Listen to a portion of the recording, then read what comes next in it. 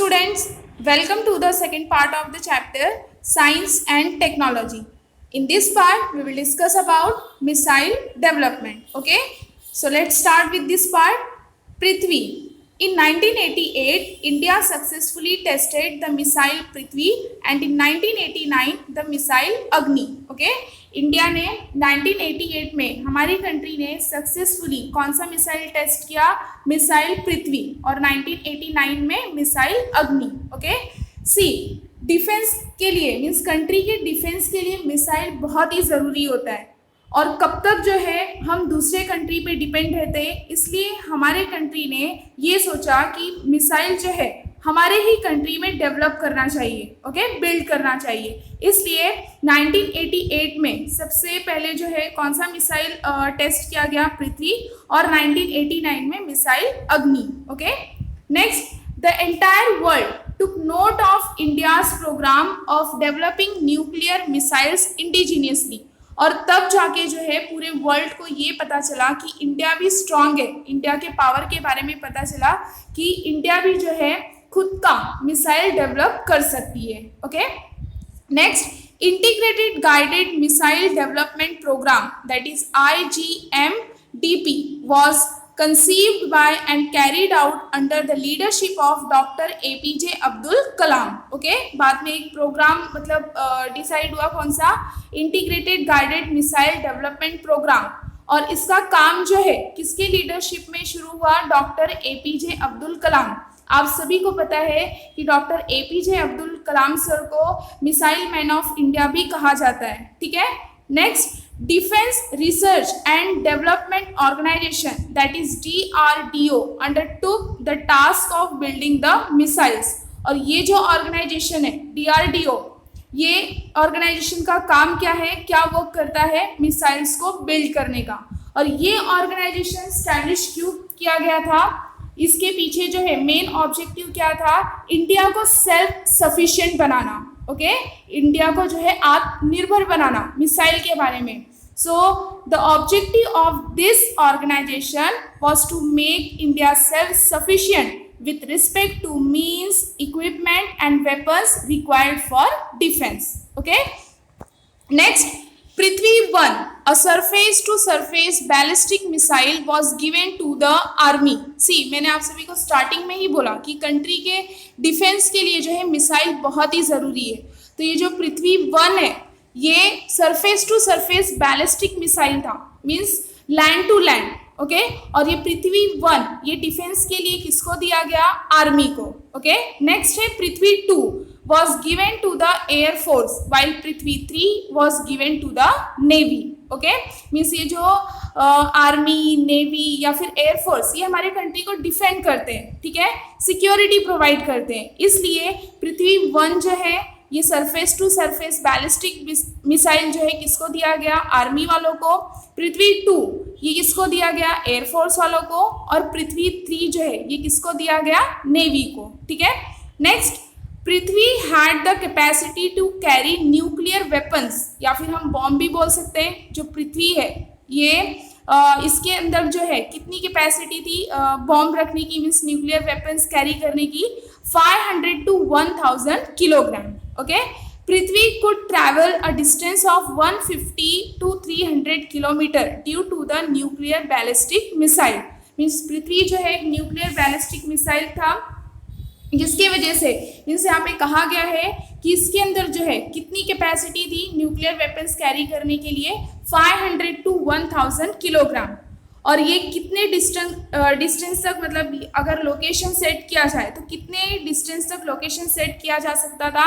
150 to 300 kilometre. Okay, क्योंकि reason क्या है कि ये एक न्यूक्लियर बैलिस्टिक मिसाइल था. ठीक है, next, do you know in 1958 Defense Research and Development Organization that is DRDO was established under the Department of Defense of the Government of India. ये जो DRDO ऑर्गेनाइजेशन है ये कब स्टैब्लिश किया गया था? 1958 में. और किसके under? Department of defence of the government of India. Okay, next, the objective of this organisation was to make India self-sufficient with respect to means, equipment and weapons required for defence. Okay, और main objective क्या था इस organisation के पीछे, means ये organisation क्यों setup किया गया, क्यों स्टैब्लिश किया गया, ताकि इंडिया जो है सेल्फ सफिशिएंट बन सके विथ रिस्पेक्ट टू मीन्स साधन, डिफेंस के लिए जो साधन की जरूरत होती है, इक्विपमेंट और weapons. Okay, next, after 1983 this organization developed several missiles under the leadership of Dr. APJ Abdul Kalam। Okay, और बोला गया है आफ्टर 1983 के बाद ये ऑर्गेनाइजेशन ने बहुत सारे मिसाइल्स डेवलप किए, किसके लीडरशिप में, डॉक्टर एपीजे अब्दुल कलाम के। ठीक है, next, doctor Kalam has made a great contribution in the production of missiles. Doctor Kalam यानी doctor APJ Abdul Kalam sir का जो है मिसाइल के प्रोडक्शन में काफी योगदान रहा है। ठीक है, next, doctor Kalam is known as the father of India's missile programme, और डॉक्टर अब्दुल कलाम को क्या कहा जाता है, father of India's missile programme. Okay, next, he is also referred to as the missile man of India, और उन्हें और भी क्या कहा जाता है, missile man of India. Okay, next, अब हम देखेंगे अग्नि।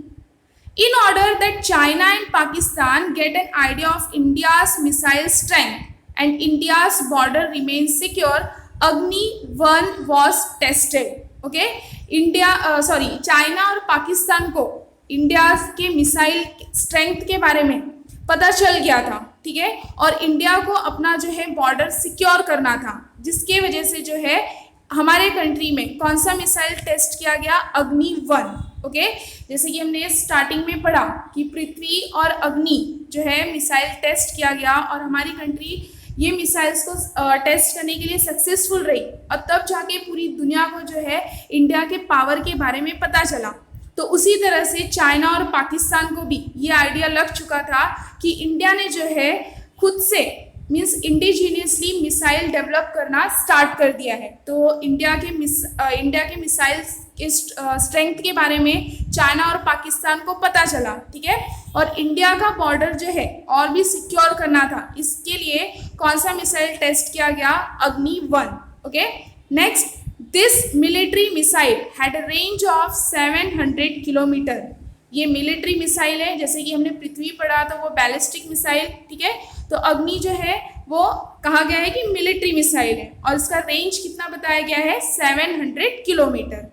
नेक्स्ट, लेटर अग्नि 2 एंड अग्नि 3 वर ऑल्सो प्रोड्यूस्ड। पहले जो है अग्नि 1 प्रोड्यूस किया गया, उसके बाद में कहा गया है अग्नि 2 और अग्नि 3 भी प्रोड्यूस किया गया था। ठीक है, next, Akash and Nag missiles. In 1990 the missile Akash was developed to fire from land into air. 1990 में ये मिसाइल आकाश जो है डेवलप किया गया था, किसके लिए, कहाँ पे, मतलब फायर करने के लिए लैंड से एयर में। ठीक है, This missile has a capacity to carry 720 kilogram explosive at supersonic speed and a range of 30 kilometers. Okay, इसका रेंज कितना बताया गया है आकाश मिसाइल का, 30 किलोमीटर्स। और कहा गया है कि ये मिसाइल जो है कितने मतलब किलोग्राम बॉम्ब्स जो है एक्सप्लोसिव कैरी कर सकता था, 720 किलोग्राम। और वो भी कहा गया है at supersonic speed. Supersonic speed मतलब क्या होता है, वेरी हाई स्पीड में। Okay, so this missile has a capacity to carry 720 kilogram explosives at supersonic speed and a range of 30 kilometres. ये किसके बारे में कहा गया है, आकाश मिसाइल के बारे में। ओके, नेक्स्ट हम देखेंगे नाग मिसाइल के बारे में। The missile Nag was made in order to destroy the tanks of the enemy. ये नाग मिसाइल जो है क्यों बनाया गया, ताकि ये दुश्मनों के टैंक्स को ही साफ कर सके, पूरा डिस्ट्रॉय कर सके। Okay, and next, it is of the fire and forget type. ये नाग मिसाइल कैसा है, फायर एंड फॉरगेट टाइप, यानी एक बार अगर लोकेशन सेट कर दिया कि कहाँ पे ये मिसाइल को छोड़ना है, उसके बाद भूल जाओ। मतलब दोबारा मुड़ के नहीं देखना है, ठीक है। जहाँ पे मतलब ये मिसाइल का लोकेशन सेट किया है वहाँ पे जाके ये पूरा एरिया क्या करेगा, डिस्ट्रॉय कर देगा, ठीक है। इसलिए इसे क्या कहा गया है, it is of the fire and forget type, okay. Next, India has militarily become secure due to the production of missiles, okay. Next, space research. In 1961, Indian National Committee for Space Research, that is NCSR, launched India's first research rocket from Thumba Equatorial Launch Center in Thumba in the state of Kerala, okay. 1961 में Indian national committee for space research ने क्या launch किया, India का first research rocket कहाँ से launch किया, Kerala state के Thumba equatorial launch centre, जो कि कहाँ पे है, केरला स्टेट के थुम्बा एरिया में, ठीक है। और वहाँ से 1961 में जो है एनसीएसआर ने क्या लॉन्च किया, इंडिया का सबसे पहला research rocket, okay. Next, in 1969 our indigenously built rocket Rohini 75 was successfully launched. Indigenously मतलब क्या, अपने ही कंट्री में बना हुआ रॉकेट, ठीक है, उसे इंडिजीनियसली ही इंडिजीनियसली कहेंगे। तो रोहिणी 75 ये कब लॉन्च किया गया, इन 1969 में, okay. Next, the next stage was the successful launch of the first Indian satellite Aryabhatta in 1975 with help from the Soviet Union. इसे इंडिजीनियसली नहीं कह सकते, जैसे कि हमने रोहिणी 75 रॉकेट देखा, ठीक है, उसके बारे में पढ़ा, तो ये कहा गया है कि ये इंडिजीनियसली बिल्ड किया गया, यानी हमारे ही कंट्री का कंट्रीब्यूशन रहा है, हमारे ही कंट्री में ये बिल्ड किया गया। लेकिन नेक्स्ट स्टेज जो है वो सक्सेसफुल रहा सैटेलाइट, इंडियन सैटेलाइट आर्यभट्टा, तो ये किसके हेल्प से, सोवियत यूनियन यानी रशिया के हेल्प से। और ये फर्स्ट इंडियन सैटेलाइट आर्यभट्टा जो है कब लॉन्च किया गया, 1975 में, okay. Next, this success prove that Indian scientist can indigenously build and launch a satellite. जब ये फर्स्ट जो है रॉकेट रोहिणी 75 लॉन्च किया, उसके बाद नेक्स्ट स्टेज जो है फर्स्ट इंडियन सैटेलाइट आर्यभट्टा को लॉन्च किया, तब जाके मीन्स ये सक्सेस जो है, ये सक्सेस की वजह से ये प्रूव हुआ कि इंडियन साइंटिस्ट भी जो है इंडिजीनियसली सैटेलाइट को बिल्ड भी कर सकते हैं और लॉन्च भी कर सकते हैं, okay. Next, Indian scientist were confident that they could acquire the technology for sending a message from the earth station and to access the working of the satellite. और जब ये साइंटिस्ट जो है सक्सेस रहे, उन्होंने सबसे पहले जो है रोहिणी 75 रॉकेट को बिल्ड किया इंडिजीनियसली, फिर सोवियत यूनियन के हेल्प से इंडिया का फर्स्ट सैटेलाइट आर्यभट्टा लॉन्च किया, ठीक है। तो ये सक्सेस जो है, ये सक्सेस ने ये साबित कर दिया कि इंडियन साइंटिस्ट जो है सैटेलाइट इंडिजीनियसली बिल्ड भी कर सकते हैं और लॉन्च भी कर सकते हैं। उसके बाद इंडियन साइंटिस्ट भी कॉन्फिडेंट में आ गए कि वो अर्थ स्टेशन से जो मैसेजेस जो है सेंड किए जाते हैं, ये टेक्नोलॉजी भी वो एक्वायर कर सकते हैं, ओके। अर्थ स्टेशन क्या है, earth stations communicate with spacecraft. Earth station से जो है स्पेसक्राफ्ट में कम्युनिकेट मीन्स बातचीत हो सकती है, मैसेजेस वगैरह जो है सेंड किए जा सकते हैं, okay. So earth stations communicate with spacecraft by transmitting and receiving radio waves, okay. And next, Earth station and to access the working of the satellite, okay.